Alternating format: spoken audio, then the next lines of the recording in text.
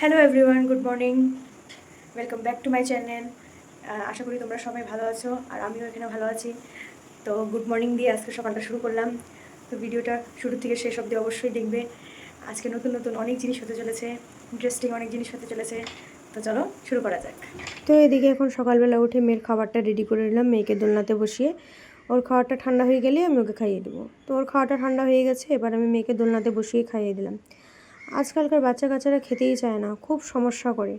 তো যেহেতু ওই দোলনাটা পছন্দ করেছে দেখে আমি ওকে দোলনাতে বসিয়ে দোল দিয়ে ওকে খাইয়ে দিলাম, নাহলে তো খুব সমস্যা হয়, এদিক ওদিক ঘুরিয়ে টুরিয়ে ওকে খাওয়াতে লাগে। আজকালকার প্রায় সব মাদেরই এটাই মুখে শুনি যে বাচ্চারা খেতে চায় না।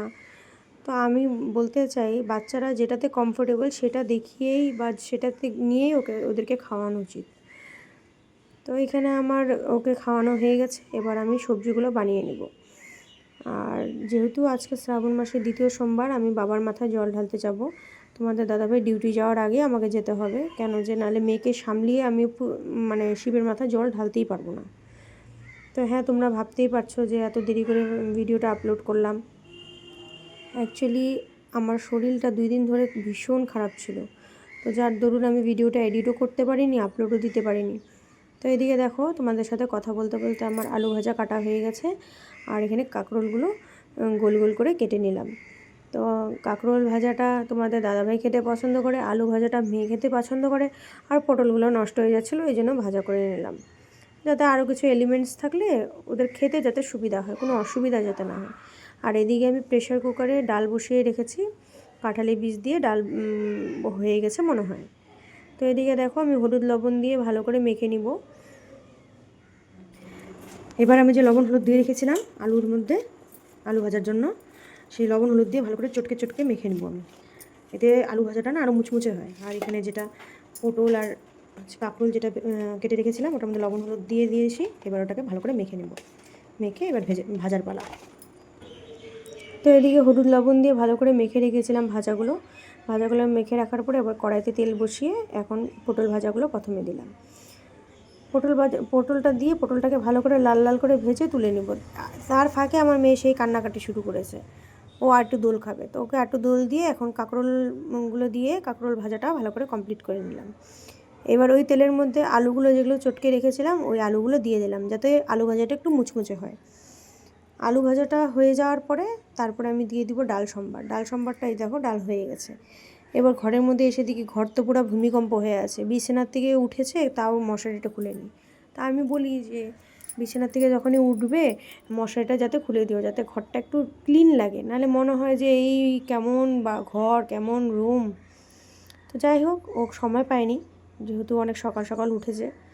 আর এই দেখো আমার মেয়ের অবস্থা, মানুষ পা দিয়ে বল খেলে, আমার মেয়ে মুখ দিয়ে খেলে, মুখ দিয়ে কামড়ে কামড়ে বলটাকে একদম শেষ করে রেখে দিয়েছে। তো এদিকে তোমাদের দাদাভাইয়ের সাথে একটু গল্প করছিলাম, একটু হাসাহাসি করছিলাম। যেহেতু হাসাহাসি করতে করতে আমার কাজ করতে বেশ ভালোই লাগে, একটু গল্প টল্প না করলে আমার কাজটা মনে হয় এগোই না। তো যাই হোক, এখানে বিছানাটা গুছানো হয়ে গেল আমার, এবার ঘরটা ভালো করে মুছে নেব। প্রত্যেক দিন আমি ফিনাইল দিয়ে মুছারই চেষ্টা করি ঘর, যেহেতু বাড়িতে ছোট বাচ্চা আছে। আর ওইদিকে দেখো, মেয়েকে টিভি দিয়ে বসিয়ে রেখে তোমাদের দাদাভাই একটু গেছে বাজারে পুজোর কিছু জিনিসপত্র আনতে। তো এর ফাঁকে আমি স্নান টান করে ফুল টুল তুলে পুজোটাও অল্প দেওয়া আমার কমপ্লিট হয়ে গেছে। ওই দেখো, মহাদেবের মাথায় আমি জলও ঢেলে দিয়েছি, ফল ফুল সবই দিয়ে দিয়েছি। এবার আমি ঘরের পুজোটা করে নেব। এই দেখো, আমার পূজা কমপ্লিট হয়ে গেছে। এটা আমার ছোট্ট মোট্ট ঠাকুরের সিংহাসন, এখানে আমি পূজা করি। আমার যেহেতু ঠাকুর ঘর আলাদা নেই, তো আমার একটার মধ্যেই করার চেষ্টা করি। যে এখানে আমার লক্ষ্মী ঠাকুর, আর এখানে আমার গুরু বাবা বজরংবলী, রাধাকৃষ্ণ। এখানে আমি এই যে প্রসাদ দিই, আর এই যে আমার ভোলে বাবা। হ্যালো এভরিওয়ান, আমার স্নান হয়ে গেছে, পূজা হয়ে গেছে, পূজা কমপ্লিট হয়ে গেছে। এবার আমি যাব বাবার মাথায় জল ঢালতে। আমাদের এখানেই পাশে একটা মন্দির আছে, ওখানে জল ঢালতে যাব। তো আমার বাড়িতে পূজা হয়ে গেছে, এই যে আমার বাড়িতে পূজা হয়ে গেছে, সব আমি কমপ্লিট করে দিয়ে এবার আমি যাব বাবার মাথায় জল ঢালতে। এখানে পাশে একটা মন্দির আছে, ওখানে যাব। তো চলো রেডি হয়ে তোমাদের সামনে পরে আসবো। এই শাড়িটা পরবো আজকে, সবুজ শাড়ি পরবো, যেহেতু সবুজ চুড়ি পরেছি, তো সবুজ আজকে সব সবুজ সবুজ পরবো, এটা পরবো। তো এই যে আমি রেডি হয়ে গেছি, এখন আমি এই যে শাড়ি পরে নিয়েছি, আর এখন আমি পুজো দিতে যাব। তো তোমরা ব্লগটা দেখতে থাকো। তো দাঁড়াও তোমাদের ফুল লুকটা দেখে। এটা আমার হচ্ছে ফুল লুকটা। এই শাড়িটা আমার ফার্স্ট শাড়ি, মেয়েবেলার এটা আমার ফার্স্ট শাড়ি, তো এটাই পরলাম আজকে। তো তোমরা দেখে জানিও যে কেমন লাগছে আমাকে।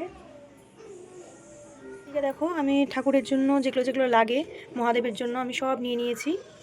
বেলপত্র, ফুল, এদিকে দুব্বো, এদিকে হচ্ছে 5 রকমের ফল নিয়ে নিয়েছি, আর এদিকে ঘি মধু আর মহাদেবের জন্য মিষ্টি, আর এদিকে জল নিয়ে নিয়েছি, আর এদিকে দুধ নিয়ে নিয়েছি। তো এটা নিয়ে আমি এখন যাব পুজো দিতে। পুজোটা দিয়ে এসে পরে তোমাদের সাথে দেখা হচ্ছে।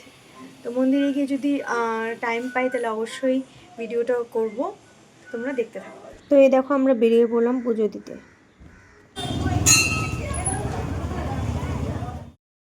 তো শুভ সন্ধ্যা বন্ধুরা। তো এখন বাজে সন্ধ্যা 6টা, আর এখন দেখতেই পাচ্ছ কালকে যে কাপড়গুলো কেচে দিয়েছিলাম আজকে গিয়ে শুকিয়েছে এগুলো সব। তো এগুলো এখন আমি এক এক করে ভাঁজ করে নিব। আর সন্ধ্যা কেন বলছি, কেন যে সারাদিন পরে পুজো দিয়ে আসার পরে শরীরটা আমার এতটাই ক্লান্ত লাগছিল যে আমি বিছানার থেকে উঠতে পারছি না, এত শরীরটা দুর্বল লাগছিল। তো যাই হোক, এখানে আমি সব কাপড়গুলো ভাঁজ করে নিলাম। এবার আমি যেগুলো সোফার কভার, তারপর টেবিল কভার, সেগুলো পেতে নেব। তো এই দেখো আমি সোফার কভার পাততে চলে আসলাম। এই ঘরটা এখন সুন্দর করে একটু গুছিয়ে নেব, যেহেতু এতক্ষণ ধরে ফাঁকা ফাঁকাই লাগছিল। তো এই দেখো সোফার কভারটা ভালো করে পেতে নিলাম, এগুলো এখন গুছিয়ে নেব। আর আমার মেয়ে এখানে দুষ্টুমি করছে, এটা প্লিজ একটু ইগনোর করো। ওর আমার পেছনে পেছনে খালি ঘুরতে থাকবে, আমি এগুলো গুছাবো, এগুলো এক এক করে নামাবে। এটাই হচ্ছে ওর কাজ, সবচেয়ে বড় কাজ। তো যাই হোক, কারা কারা শিবের মাথায় আজকে দিনে জল ঢেলেছো অবশ্যই আমাকে কমেন্ট সেকশনে জানিও।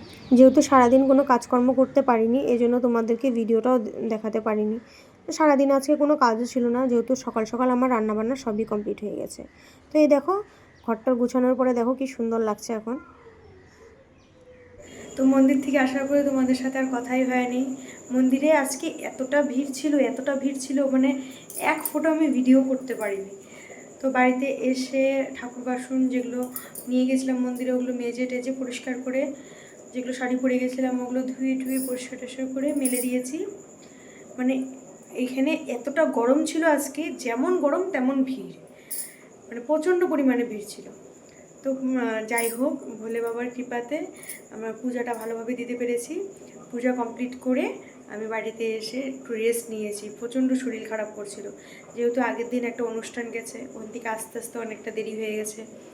তারপর পরের দিন সকালবেলা অনেক সকালে উঠে পূজার সব কিছু জোগাড় করা মানে পসিবল না। তো পূজাটা একদম সুষ্ঠুভাবে হয়েছে। তো এখন হচ্ছে ডিনারের টাইম, তো এখন এই যে রান্না করছি আমি ভাত আর একটু ডাল, মেয়েকে খাওয়াই দিব আর তোমাদের দাদাভাইকে খেতে দিব।